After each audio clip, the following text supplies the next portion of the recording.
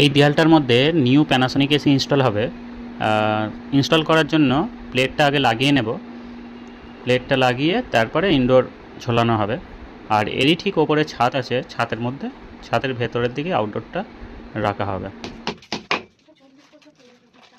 হ্যাঁ হ্যাঁ, নিয়ে তারপরে ইউনিয়ন ভেতর দিকে রাখবো যাতে কাজ করতে সুবিধা হয়। ইউনিয়ন বাইরের দিকে রাখলে কি হয়, নাটগুলো পরবর্তীকালে খোলা বা কোনো কিছু প্রবলেম হলে প্রবলেম হয়, অন্য কোনো মিস্ত্রি আসলেও প্রবলেম হয়। আর দেয়ালটা এত বাজে দেয়াল, একদিকে মারলে আর একদিকে চটে চলে যাচ্ছে। অনেক পুরানো বাড়ি। ওখান দিয়ে তো হাওয়া বেরোবে। ওই কার্টুন কেটে